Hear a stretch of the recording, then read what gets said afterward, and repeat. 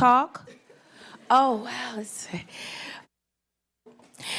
Thank you so much for having me here. I am here out of necessity. I founded this foundation because there was a problem. My father passed away in '06. 2 years prior to that, my son's father was murdered here in Washington, D.C. That's trauma, not only for my son, but for myself. When he was becoming a young man, not having his important male figures to look up to call upon, questions about becoming a young African male, African American male in America. How does that work? What do I need to do? We didn't have it.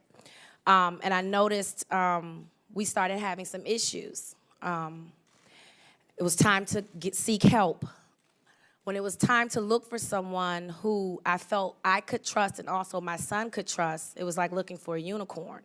And I called my best friend, who is the executive director of my foundation, the Boris Lawrence Henson Foundation, Tracy Jenkins.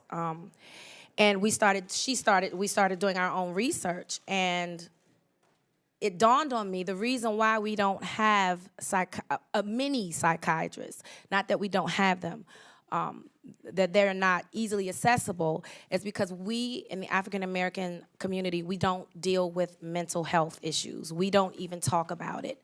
We've been taught to pray our problems away. We've been demonized for coming out saying we have issues, and we have trust issues. I need the person sitting opposite from me when I go seek help for my mental to be culturally competent. And if you're not culturally competent, how can I trust you with my deepest secrets and with my vulnerability? So this foundation was founded, like I said, out of a necessity. I also, before becoming an actress, successful actress, I was a substitute teacher. I opted to teach special education children.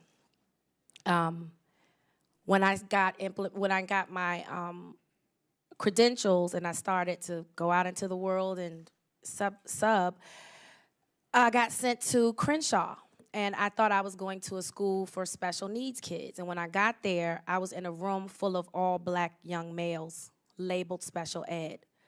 None of them were in wheelchairs. They could all speak, they could walk, they had all of their facilities.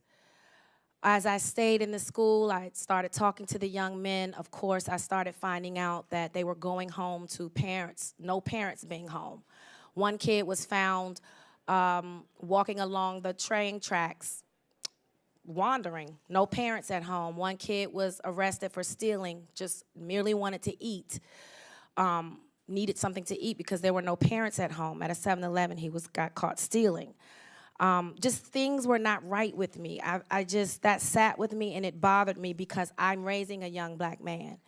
And when I proceeded to try and teach these young men, they believed this label that had been placed upon them. I'm special ed, Miss Henson, I can't learn that. Another thing that bothered me was children normalizing shootouts. I got to school another day, and kids are grabbing me by the hand, and they're going, Miss Henson, look, there was a shootout last night, pointing to the bullet holes in the walls of their school, laughing. We're expecting these children to come from traumatic experiences at home, and we're expecting them to go to school and learn, and it's just not fair. We can't give up on our kids, and I think that's where it starts. I think we implement mental illness or mental health as education in school. It needs to be a subject, just like sex education was, a physical education. We need to talk about it. The more we talk about it, the more people will feel like they can talk about it. I really don't know how to fix this problem. I just know that this suicide rate is rising. I just know the ages of the children that are committing suicide are getting younger and younger. It breaks my heart to know that 5-year-old children are contemplating life and death.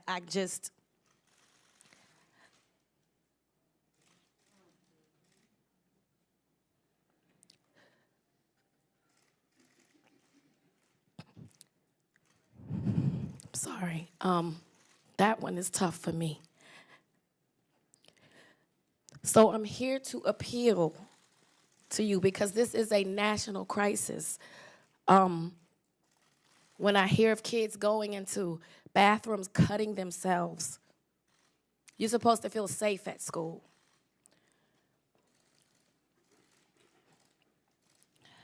I'm here using my celebrity, using my voice to put a face to this, because I also suffer from depression and anxiety. And if you're a human living in today's world, I don't know how you're not suffering in any way. I mean, if you turn on the news, that's PTSD right there.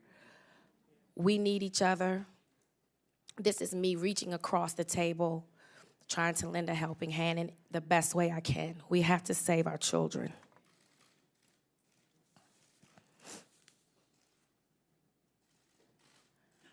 Thank you.